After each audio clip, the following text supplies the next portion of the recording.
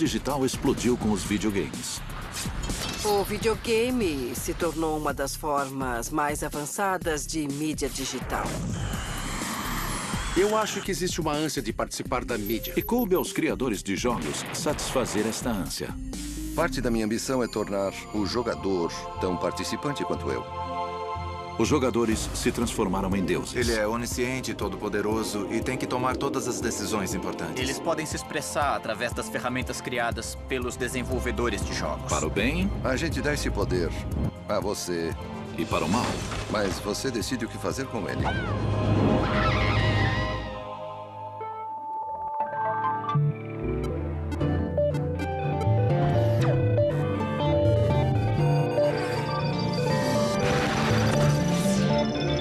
A era do videogame.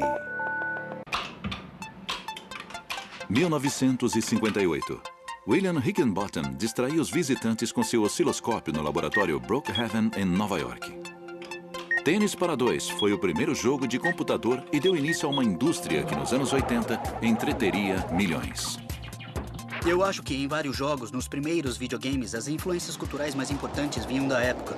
Quando a gente se lembra como foi o período de 80 a 85, todo mundo estava preocupado com os mísseis balísticos intercontinentais e a corrida armamentista. Naquela década, o presidente Ronald Reagan propôs melhorar a defesa dos Estados Unidos ao lançar uma iniciativa defensiva estratégica apelidada pela imprensa de Guerra nas Estrelas. The question is not, will strategic defenses be developed? The question is rather, will the Soviet Union be the only country to possess them? The choice is ours. Se a gente pensa no programa Guerra nas Estrelas do Reagan, essa ideia de criar um escudo protetor computadorizado em volta dos Estados Unidos, capaz de destruir os mísseis do país invasor, parecia uma versão em escala gigante do Missile Command, um dos jogos mais populares do início dos anos 80. O jogo literalmente mostrava os mísseis chegando e você precisava bloquear os mísseis balísticos intercontinentais. Eu acho que isso era um reflexo da época. As pessoas tinham medo da bomba atômica nos anos 80. Destruir o inimigo com o apertar de um botão era tão emocionante na vida real quanto era no videogame. Hoje em dia, sabemos que o programa Guerra nas Estrelas fazia parte de um plano maior. Segundo os historiadores da era Reagan, ele contribuiu para o fim da Guerra Fria, porque foi investido tanto dinheiro em tecnologia que a corrida armamentista chegou a um ponto em que a União Soviética não podia mais financiar. Então ruiu. O fim da Guerra Fria e o desaparecimento de um velho inimigo também marcou o início de uma nova era no videogame. Os designers poderiam explorar outros cenários além das guerras e conflitos. A primeira geração de fãs de videogames tinha agora uma visão diferente do mundo. Por isso, designers emergentes como Peter Molyneux trouxeram uma nova perspectiva ao videogame em que o jogador dava o toque divino. Olha, vou ser sincero com você. O motivo verdadeiro da ideia de brincar de Deus veio da minha incompetência como programador. Porque existe uma coisa que todo programador sabe fazer, que se chama navegação. Serve para mover um personagem no jogo do ponto A para o ponto B. Eu era um programador tão ruim que não conseguia descobrir como fazer isso. Aí pensei, meu Deus, o que eu faço? Que complicação! Não consigo fazer com que eles andem por aqui. Eles precisam de um caminho para se mover. Deixa pra lá. Eu vou deixar o jogador elevar o terreno. Assim os homenzinhos podem ir para o seu lugar. E assim foi que nasceu a ideia. Outros designers, como Sid Meier e Will Wright, também deram aos jogadores uma perspectiva de cima para baixo e controle total nos jogos. A expressão God Game se refere ao tipo de perspectiva divina que o jogador tem. Ele é onisciente, todo-poderoso e tem que tomar todas as decisões importantes. Muita gente não tem essa capacidade na vida real, então proporcionar isso no game é diversão garantida. Jogos como Civilization e SimCity permitem brincar de Deus. O jogador toma várias decisões importantes. Eu acho os God Games interessantes porque esses jogos falam sobre administração, entende? Todo mundo passa por esse tipo de situação no trabalho, precisamos administrar projetos, administrar pessoas e tudo mais. E para passar o tempo, a gente pode administrar coisas muito mais complicadas, como construir uma cidade, criar uma civilização nova e coisas do gênero.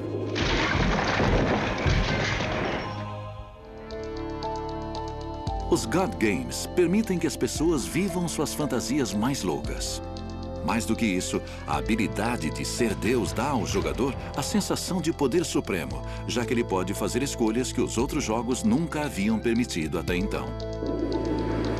Mas os verdadeiros deuses são os designers que criaram esses mundos. E o primeiro passo foi construir uma cidade.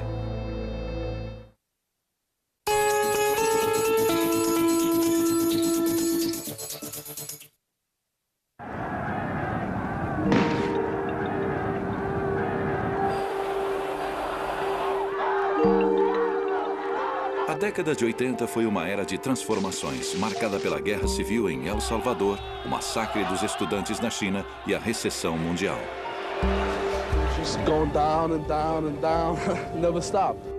A década também testemunhou a queda da cortina de ferro. Mr. Gorbachev, open this gate. Os comunistas perderam para os capitalistas. E o muro que havia mantido milhões de pessoas sob ameaça durante mais de 40 anos finalmente havia caído. Em um mundo cheio de incertezas, os jogadores encontraram alento em videogames que lhes davam total controle. Eu acho que as pessoas sentem atração pela fantasia de controlar sistemas, de controlar vidas, de controlar o incontrolável nos jogos, porque isso é viável.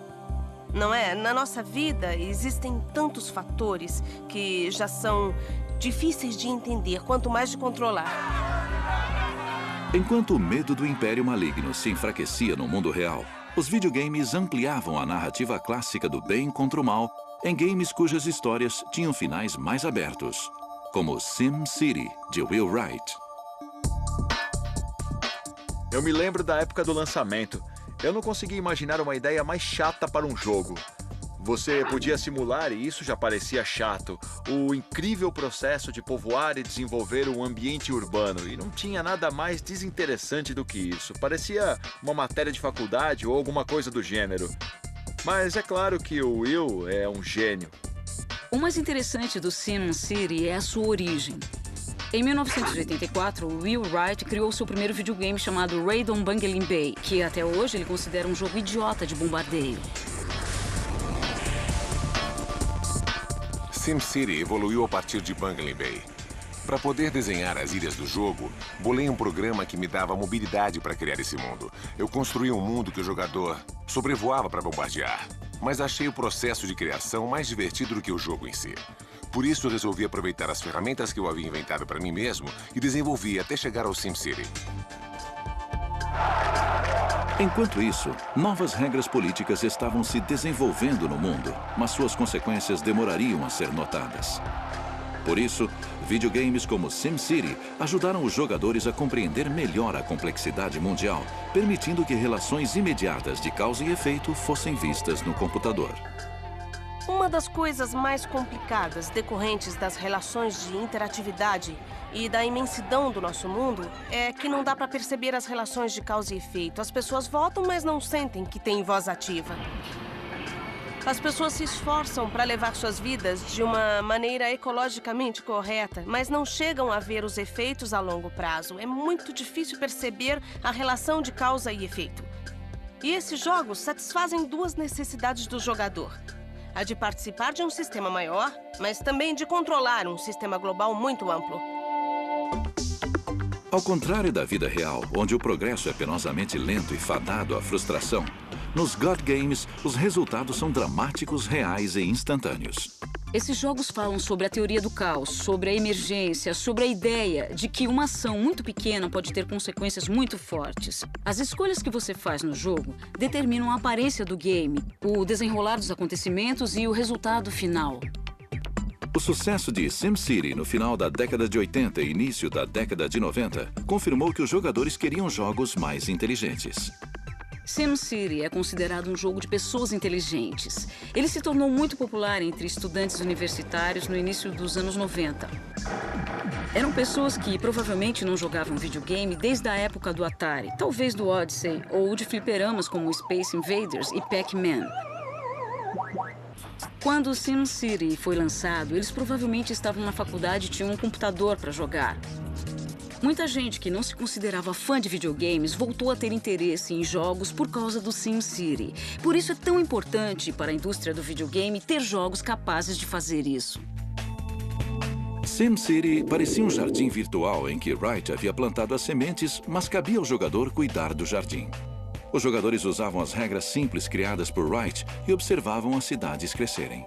Parte da genialidade do Will Wright era saber como construir simulações para deixar as pessoas envolvidas.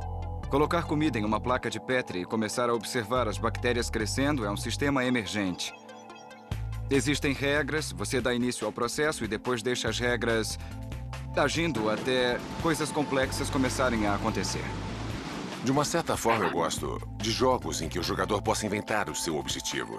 Existem múltiplos objetivos. Eu posso criar uma cidade para ser a maior possível ou com a menor taxa de criminalidade. Vou atrás da minha meta, assim o jogador é obrigado a fazer um juízo de valores desde o início. Os jogadores tinham o controle sobre o sucesso ou fracasso da cidade. Eles também tinham uma liberdade de escolha para tomar decisões que não seria possível na vida real. Depois que o entusiasmo com o fim da Guerra Fria passou, as pessoas se deram conta de uma lista interminável de problemas e complicações que não haviam previsto. A queda do Muro de Berlim causou muita euforia e felicidade. E as pessoas estavam dispostas a muitas coisas. Estavam dispostas a compartilhar e a ajudar. E também perceberam que existia uma série de problemas que precisava ser superada. A instalação do novo sistema político mudou tudo isso e cada vez foi aumentando mais o grau de insatisfação. Depois daquele momento de euforia, vieram os problemas políticos e principalmente os econômicos. Já não existia mais um eixo claramente definido entre o bem e o mal. E as pessoas precisavam decidir sozinhas o que era certo e o que era errado para o mundo. Foi o momento perfeito para Peter Molyneux lançar seu game Populous, em que os jogadores podiam explorar sua própria ética do ponto de vista de uma divindade. Quando Populous foi lançado, a época era muito apropriada. Havia muitas discussões sobre moralidade e o problema do Oriente Médio estava se agravando. Salman Rushdie, um escritor famoso, lançou o livro Versos Satânicos e foi jurado de morte. A mídia falava muito sobre a luta do bem contra o mal. A fátua que o líder iraniano Ayatollah Khomeini decretou contra Salman Rushdie espalhou terror pelo mundo e levantou debates sobre liberdade de expressão e religião. O videogame Populous de Molyneux caiu como uma luva para quem não sabia lidar com a liberdade recém-adquirida. Eu sempre tive uma certa obsessão, uma obsessão mesmo, de conseguir criar vida de alguma maneira dentro de um jogo. Como eu posso fazer com que esses homenzinhos pareçam mesmo estar vivos? Em seu jogo posterior Black and White, Molyneux programou a verdadeira complexidade da natureza humana. Ele deu ao jogador a capacidade de escolher entre um Deus bom ou mau. Olhe para eles. Olhe só para eles. Essas criaturas são realmente miraculosas. Com certeza, mas não são tão grandes quanto eu esperava. Ao contrário dos jogos que surgiram antes, o jogador tinha uma espécie de visão de um microcosmo do mundo. O jogador tinha o controle e desempenhava o papel de um semideus que influenciava as pessoas. Olha, nós vamos te dar esses poderes, mas você decide o que fazer com eles. Portanto, é você quem vai decidir qual é a mensagem moral, qual é o curso moral que quer tomar no jogo. Será que eu estou errado em te dar o poder para fazer alguma coisa? Ou você está errado em usar esse poder? Apesar de o jogador brincar de Deus nesse tipo de game, os verdadeiros deuses eram os designers, que se tornaram uma espécie de árbitros morais ao determinar as regras desses mundos. Eu digo que o jogador é uma espécie de semideus porque só tem os poderes divinos que o programador deu. É como naquele jogo de Molyneux, Black and White. Você consegue controlar os aldeões e tem uma mão divina que sobrevoa as árvores e os bosques. Você pode arrancar as árvores e entregar a madeira a eles. Mas se você fizer isso, os aldeões começam a dizer: nós queremos mais madeira, queremos mais madeira. Eles oram para você. E aí você tem que buscar mais madeira. Obrigado pela madeira. E quanto mais você dá, mais eles pedem. Oh, there's no food on on the table, and we can't sell unless we're able. So we ain't going nowhere till we get some grain. Isso faz parte do projeto que o Peter Molyneux criou. Parece até um manifesto sobre a religião. Se você começa a confiar suas capacidades em uma força maior, começa a perder a iniciativa. Socorro! Alguém ajude! Imploramos ao céu! Ajude nosso filho, por favor! Toda vez que eles pedem comida, você é o Deus deles e pode dar comida. Sempre que eles pedem misericórdia, você pode dar misericórdia. Ou, e isso é o que mais me interessa pessoalmente, você pode decidir ser um Deus cruel, malvado e odioso. Se eles pedem comida, você não liga. Se eles pedem misericórdia, é uma boa desculpa para pegar um deles e atirar no penhasco mais próximo. É um ataque! Descobrir o tipo de pessoa que você era fundamental na ideia do Black and White. Molyneux também implementou a inteligência artificial em Black and White. Este aplicativo havia sido usado pelos militares para prever a trajetória de aviões ou mísseis a partir das detecções de radar durante a Segunda Guerra Mundial. A corrida para desenvolver os computadores durante a Segunda Guerra Mundial envolvia cálculos balísticos. Você tentava prever a trajetória de um míssil levando em conta o movimento da Terra para saber exatamente onde ele pousaria. Antes, os cálculos eram feitos à mão, mas eles perceberam que aconteciam muitos erros, por isso resolveram tentar a automação.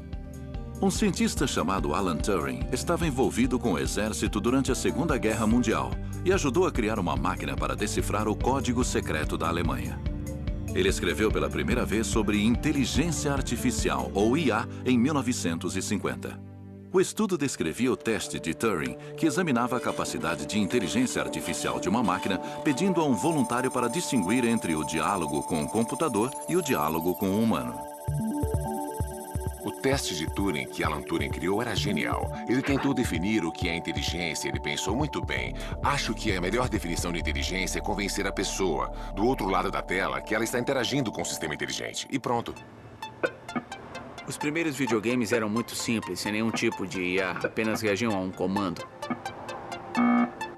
Quando os games evoluíram, os desenvolvedores acrescentaram outras coisas, como padrões baseados em IA, mas ainda não era inteligência de verdade, era um padrão de reação do oponente a uma determinada ação do jogador. Em pouco tempo, os jogadores de Pac-Man previam exatamente como os fantasmas se moviam pelo labirinto e sabiam como agir para sobreviver. Depois que se descobre isso, os jogos perdem a graça, porque não são mais imprevisíveis nem desafiadores. Mas com a evolução dos games, os desenvolvedores criaram novas formas de inteligência artificial.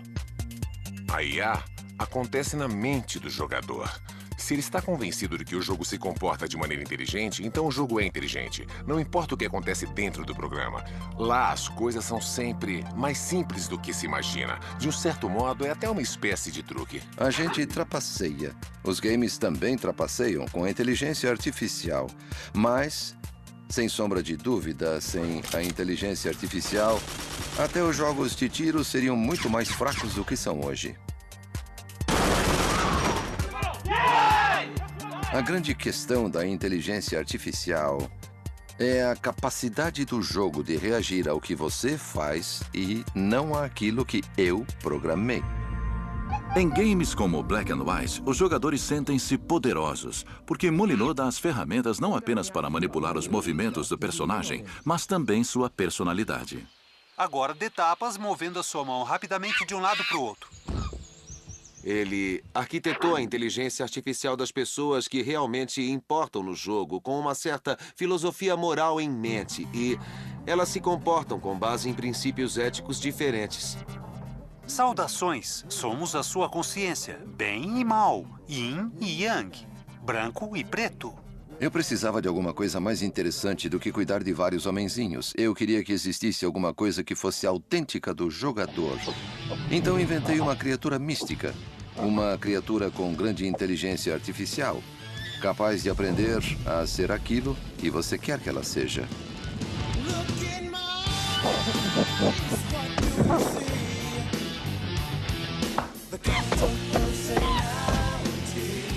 Se você quiser inventar uma criatura malvada, cruel, comedora de gente que destrói tudo o que vê pela frente, você pode inventar uma criatura assim. Ou você pode inventar a criatura mais dócil e carinhosa do mundo. O carinho demonstra a sua aprovação e o deixa feliz. A questão do gamer realmente é dar o poder supremo. Você decide o que fazer. No início da década de 90, a nova ordem mundial estava estabelecida, mas não sem problemas.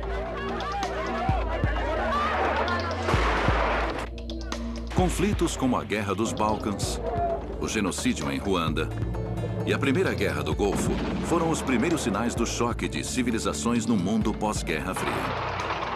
Já que o mundo se transformava tão drasticamente, nada mais atraente para os jogadores do que solucionar problemas mundiais. Em games como Civilization, de Sid Meier, o jogador se torna o líder de seu próprio império. A ideia do Civilization era começar bem pequeno e, no fim do jogo, conquistar o mundo. Você podia dar forma e substância ao mundo que criava. O jogo Civilization consiste basicamente em construir um império que sobreviva ao tempo. É um jogo muito simples. Quem não gostaria de construir o maior império de todos os tempos, desde a pré-história até chegar aos tempos modernos? Você tem que fazer tudo o que for preciso. Negociar, comprar, vender, lidar com governantes sem escrúpulos, lidar com outras civilizações. Quem não gostaria de mergulhar em um tipo de experiência que permite estar sempre um passo à frente na competição? Os criadores de Civilization, Black and White e SimCity construíram canteiros digitais onde os jogadores inventam suas próprias histórias. Acho que o aspecto mais interessante desses jogos é o fato de serem maleáveis. Cada jogador vai ter uma experiência diferente, ao contrário do que acontece no cinema, na TV e nos livros. Acho que é nessa área de interesse que os games vão se expandir. Você não só pode escolher um caminho diferente do meu, mas também pode aprender muito sobre você mesmo. E assim o jogo começa a se personalizar só para você, para a sua satisfação e para o seu entretenimento, de uma forma tão pessoal quanto os sonhos.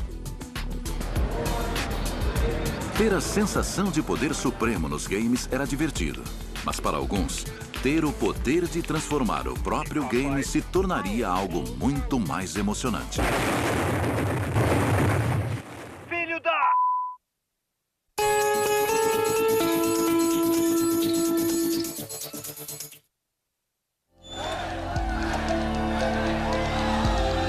O fim da Guerra Fria trouxe muita liberdade e oportunidades. Mas regiões do mundo antes controladas por norte-americanos ou soviéticos, de repente, explodiram em conflitos. O paradigma do bem contra o mal havia desaparecido. E foi neste mundo que uma nova geração de jogadores de videogame atingiu a maturidade. Culturalmente, naquela época, o que existia era uma geração que era mais ou menos contra o sistema. Era um grupo que queria se expressar de alguma forma, que lutava para ter voz ativa e para encontrar causas que valiam a pena. Esse grupo foi chamado de Geração X, por ser uma massa desconhecida que rejeitava tudo aquilo que as gerações anteriores haviam seguido e aceitado.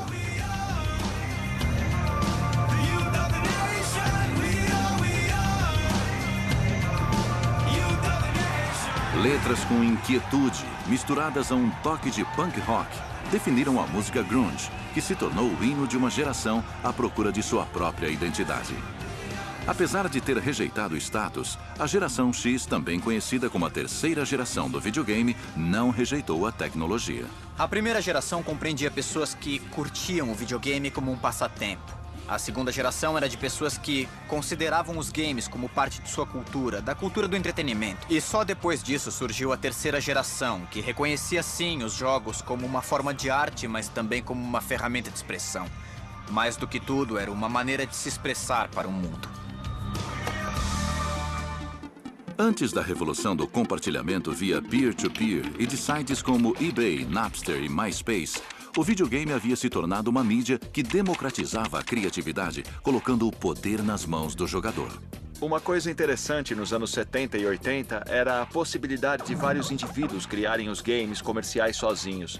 Com o tempo, os jogos ficaram mais sofisticados e exigiram equipes maiores, como nos filmes, onde existe uma hierarquia.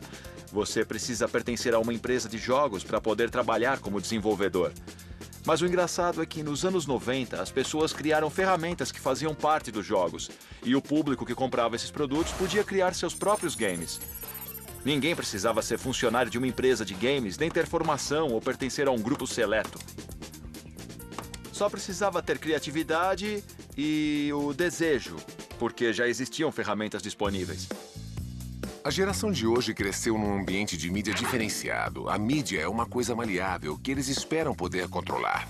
Querem fazer seus próprios CDs, seus próprios vídeos e até personalizar seus próprios jogos. Eu acho que os games, como mídia, vão se tornar um dos maiores exemplos de como os jogadores podem personalizar sua experiência. E, num certo sentido, até projetar seus próprios jogos. Uma pessoa pode começar como usuária de um game e, aos poucos, personalizá-lo mais e mais, até modificar radicalmente o jogo original, chegando ao ponto de criar seu próprio game. Hoje existe uma linha bem estreita separando o consumidor e o produtor de mídia. Antes existia um muro, os produtores desenvolviam a mídia para os consumidores do outro lado do muro. De muitas maneiras, nós descobrimos que esse é o potencial da revolução dos microcomputadores. É dar o poder, é devolver as ferramentas às pessoas, aos indivíduos, porque são essas pessoas que vão nos indicar as direções mais criativas e mais inovadoras. A internet cresceu muito e essas empresas também, graças à extensibilidade e à personalização que os usuários agregaram. Mas no começo, o que motivou esses caras a fazer tudo isso estava em sua própria natureza. Eles eram hackers.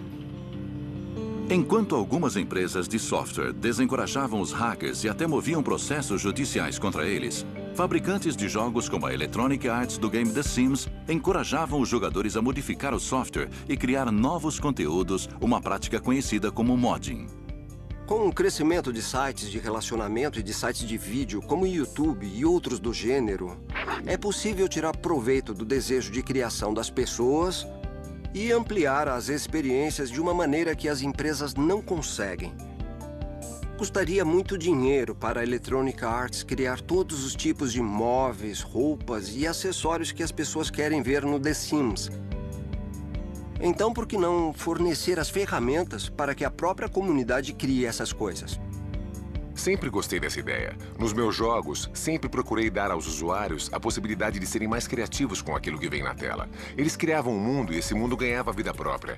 Esse tipo de relacionamento entre jogador e mundo criado é a essência dos meus jogos preferidos. Muita gente ainda não teve acesso às ferramentas ideais. Os softwares têm que dar ferramentas cada vez melhores aos jogadores para que eles possam inventar com poucos cliques alguma coisa que lhes cause prazer e surpresa. Acho que todo jogador tem um quê de designer de jogos. Eu faria isso diferente, mudaria aquilo. Nos games modernos, a gente dá ferramentas que podem mudar as regras básicas do jogo. Você acrescenta mapas, cenários, unidades novas, como se estivesse criando sua própria versão do game. Dar esse poder ao jogador multiplica a diversão dos jogos. Você não está jogando o meu game, e sim um game que foi projetado por dezenas ou centenas de pessoas. Assim fica muito mais divertido. No final da década de 90, quase todo jogo de estratégia e combate do mercado vinha com um aplicativo de edição e ferramentas para personalizar cenários ou personagens. O pessoal podia construir as suas próprias missões, amadores, não profissionais. Podiam repassar para os amigos, que podiam repassar para outros amigos se gostassem da ideia. Assim, você tem como acrescentar conteúdos a um jogo já existente, com muito menos esforço do que se desenvolvesse um game sozinho. As pessoas começaram a modificar os cenários como queriam e muitas vezes escolhiam ambientações da Segunda Guerra Mundial, por exemplo. Aí as empresas de videogames seguiam as tendências, porque se havia uma quantidade de usuários tão grande modificando os produtos para um cenário da Segunda Guerra Mundial, essas modificações tinham que ser levadas em conta. Grande parte dos jogos mais violentos e que mais vendem no mercado é sobre a Segunda Guerra Mundial e simulações militares. A gente pode concluir que a Segunda Guerra foi muito patriótica e havia uma clareza moral. Todo mundo sabia quem eram os vilões e quem eram os mocinhos. Os fãs de games não vivenciaram a Segunda Guerra Mundial, mas era um conflito fácil de entender. Ao contrário da Guerra Fria, que havia terminado recentemente, foi uma batalha real com muitos heróis em jogo. O passado tinha alguma coisa de atraente, mas filmes como O Resgate do Soldado Ryan também influenciaram e eu acho que as pessoas consideram que essa foi uma guerra justa. E se você viu esses filmes ou teve um avô que lutou na guerra, nesse caso então você joga pensando, nossa, olha só o que eu estou fazendo, porque é quase a mesma coisa. Quando os jogadores se tornaram designers melhores, recriaram conflitos mais recentes. E as modificações ou modders eram uma forma de expressão completamente nova. Parecia que os limites estavam começando a encolher no que dizia respeito ao momento certo de tocar nesses assuntos. E por falar em momento certo, a geração da Segunda Guerra já estava morrendo quando começaram a fazer filmes de guerra e a desenvolver esses jogos. Talvez isso tivesse alguma coisa a ver com o momento certo, mas depois esses limites encolheram. Começaram a surgir games sobre a Guerra do Vietnã e, em seguida, sobre conflitos mais atuais que mostravam as guerras no deserto.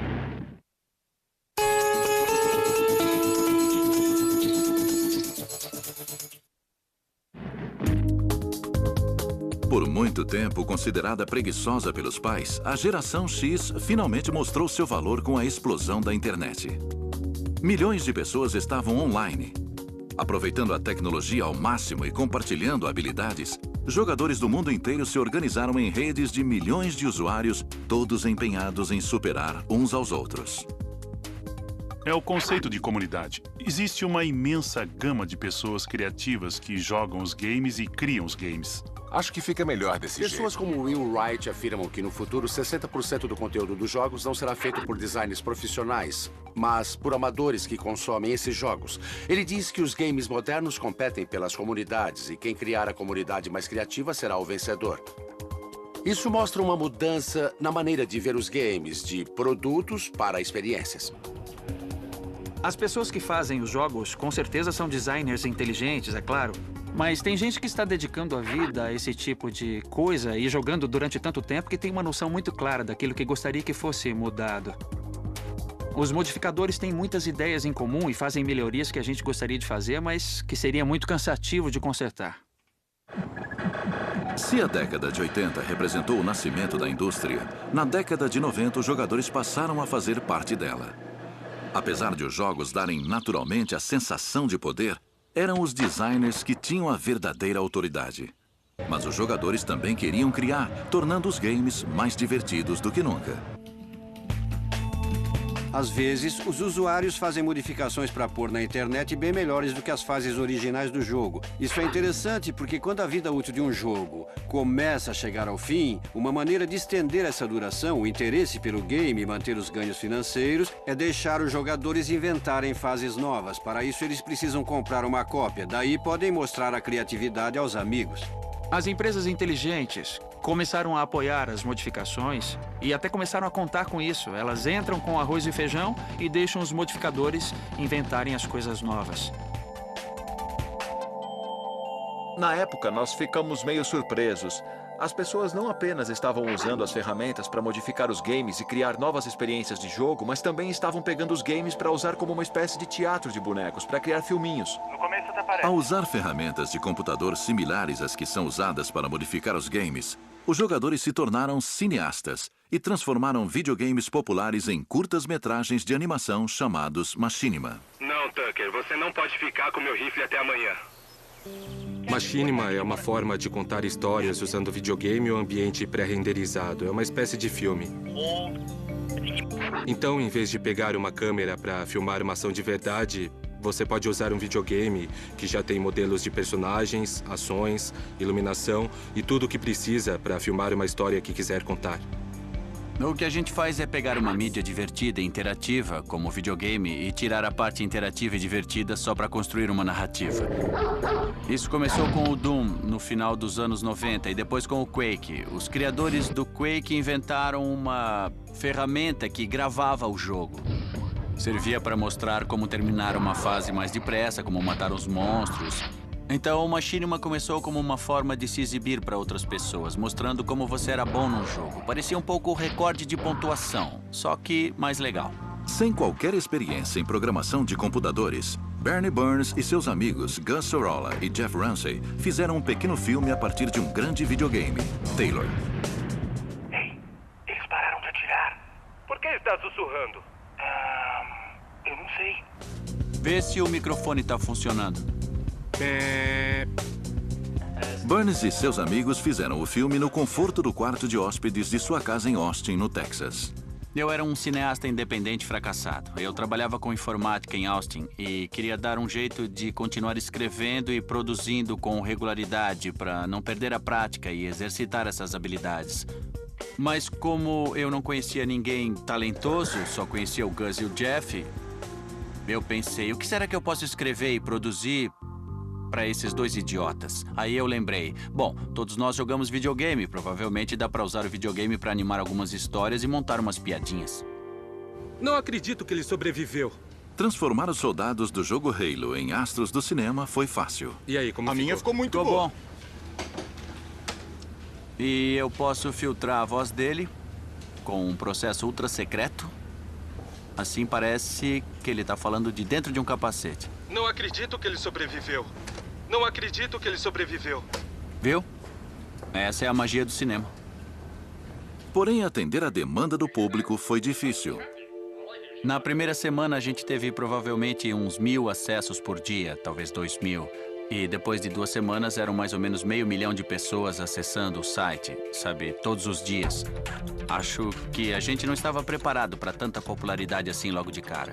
O nosso servidor ficou completamente sobrecarregado, então, em um mês, a gente passou de um servidor que era um simples computador no canto do meu quarto para 4 servidores em 3 cidades diferentes do país para tentar disponibilizar esse filme. Burns e sua equipe queriam distribuir Red vs. Blue para qualquer um que quisesse assistir. Qualquer um, com exceção da Microsoft e da Bungie, os editores do jogo Halo. Aí, cara, o chip explodiu. Tava brincando. Burns não tinha autorização para utilizar o game. Tive uma ótima ideia. Eu me lembro de um dia que a gente estava monitorando os acessos e vimos o endereço da Microsoft passando. Porque eles estavam assistindo ao vídeo. A gente achou muito estranho. Depois vimos mais 5 acessos da Microsoft e achamos mais estranho. Depois foram mais 30. Eu me lembro que começamos a repassar o link para as pessoas assistirem na Microsoft. Depois começamos a discutir sobre os direitos, se eles teriam autorização de uso, se a gente devia pedir uma participação caso houvesse dinheiro envolvido. Pouco tempo depois, a gente recebeu uma ligação da Bungie. Era um dos principais produtores dos games Halo e Halo 2. Ele disse, a gente gostou do que vocês estão fazendo e queremos ter certeza de que vão fazer direitinho, então podem continuar fazendo. No caso de Red vs. Blue, a equipe da Bungie sabia o que estava acontecendo e adorou, na verdade. A decisão foi tomada conscientemente e não se importaram muito com a questão dos direitos autorais. Na verdade, era bom para o jogo que esse tipo de coisa acontecesse. O trabalho, de uma certa forma, foi respeitoso com o Halo, apesar de ser uma espécie de paródia. Ah, é bom estar de volta. Faz tanto tempo. Ah, quem que eu quero enganar? Nem 1 milhão de anos esse buraco vai ficar mais interessante. Uma das coisas mais legais da cultura dos fãs de videogames de ficção científica é que se as pessoas gostam de uma coisa, elas fazem de tudo para dar apoio. I play Halo 2. I play Halo 2 non-stop. It's phenomenal. O jogo Halo 2 quebrou recordes e vendeu 125 milhões de dólares em apenas 24 horas após o lançamento em 2004. This is great, man. Halo 2, about time. Red vs. Blue se tornou um dos exemplos mais bem-sucedidos de conteúdo de jogo gerado por usuários. Finalmente, Hollywood passou a levar Burns e o Machinima a sério. Foi interessante. Quando eu fiz um curta na faculdade, eu tive que me inscrever num monte de festivais de cinema e passei 1 ano fazendo isso. Com a popularidade de Red vs. Blue, foi o inverso. A gente foi a vários festivais e recebia convites para dar palestras sobre o Machinima. Quando começamos tudo isso, não tínhamos ideia de que íamos nos tornar uma espécie de pioneiros desse gênero de filmes. Lançar produtos que permitem que as pessoas criem seus próprios filmes, na minha opinião, é uma tendência do futuro. E os jogos tiveram a capacidade de permitir esse tipo de coisa antes das outras empresas de mídia. Enquanto a indústria fonográfica está processando os consumidores, a do videogame capacita os consumidores para elaborar e compartilhar conteúdos. Hoje não há como impedir a revolução da mídia gerada por usuários. Os melhores games não fazem apenas o jogador se sentir um herói. Eles fornecem ferramentas que capacitam os usuários para transformar o videogame numa experiência mais personalizada. Algo que poderia ser feito com outras formas de entretenimento. A nova geração de jogadores se torna mais fluente na linguagem do videogame e alguns deles usam a nova tecnologia para fazer algo além de jogar.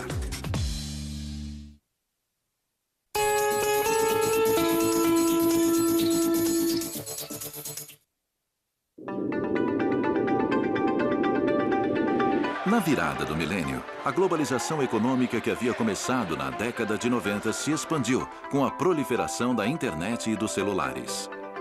Pouca gente, principalmente entre a geração de fãs de videogame que cresceu com computadores, conseguia imaginar como seria a vida sem estas ferramentas digitais. A geração atual de fãs de videogame não conheceu uma época em que não se brincava com máquinas. Os jogadores também aprenderam a projetar videogames e logo tiveram acesso a ferramentas para explorar todo tipo de fantasia, mesmo aquelas que fazem o jogador se sentir impotente. Só agora, toda uma geração de pessoas que cresceu com essa mídia tem a possibilidade de se expressar e de usar as ferramentas por conta própria. Talvez por isso exista tanto interesse nos jogos como uma forma de arte, como uma forma de expressão. No mundo real, não podemos fugir das tragédias que nos cercam. E para poder lidar com estas atrocidades, precisamos nos expressar. Muitos encontraram alternativas depois de 11 de setembro. Tem gente que criou sites a respeito do assunto e tem gente que tirou fotografias. Todas essas formas de expressão são válidas. Alguns encontraram uma nova saída: os videogames. Apenas 2 anos após o atentado terrorista contra o World Trade Center, John Brennan e seus colegas de classe converteram o jogo Unreal Tournament 2003 em uma simulação da vida real chamada 9/11 Survivor. No processo de modificação para fazer o 9/11 Survivor, nós queríamos criar uma simulação de um evento recente. Queríamos saber como foi a experiência. Então, começamos a construir as torres e a acrescentar alguns elementos. Depois, empacamos em algumas coisas. Não porque não conseguíamos fazer, mas porque eram coisas fascinantes e sinistras e queríamos ir a fundo. Como, por exemplo, as pessoas que pulavam pela janela para escapar do incêndio nos escritórios.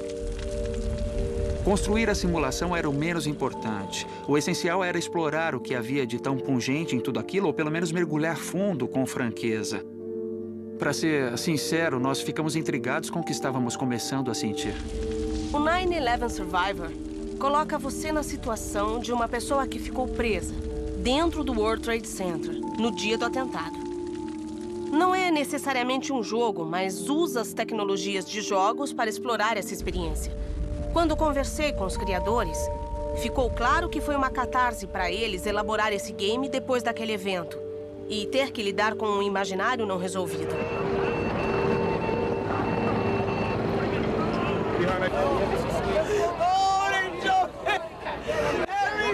O jogo não tem tempo, pontuação, nem o objetivo claro de escapar do prédio, porque não dá para fazer isso. O ponto de vista de uma pessoa impotente diante de uma situação horrível não é muito explorado nos jogos, e foi isso que mais chamou a atenção. Criar um ambiente e limitar a interação, permitindo apenas as escolhas que a pessoa teria na situação real. Eu achei que fazer isso era muito justo com as pessoas que foram vítimas de verdade. O que está em jogo é a sensação de impotência. Quais são as ações que eu posso tomar quando as minhas escolhas são tão reduzidas? E como se encontrar nessa situação pode criar emoções diferentes no jogador. Nós não estamos falando de uma fantasia de poder, estamos falando de uma fantasia empática sobre a sensação de impotência.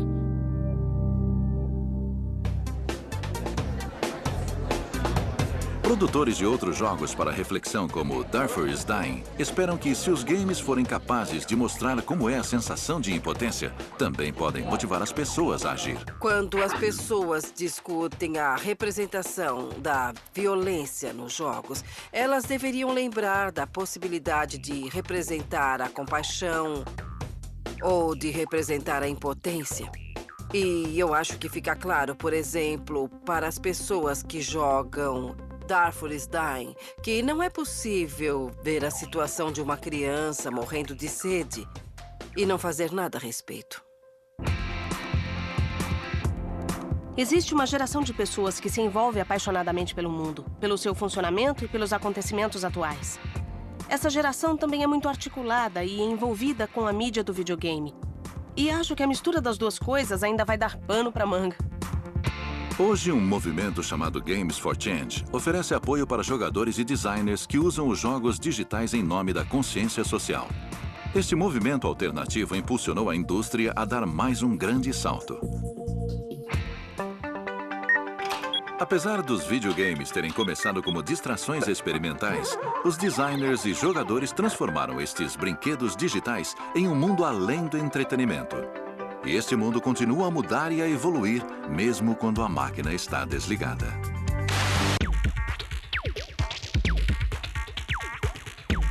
Versão brasileira Vox Mundi.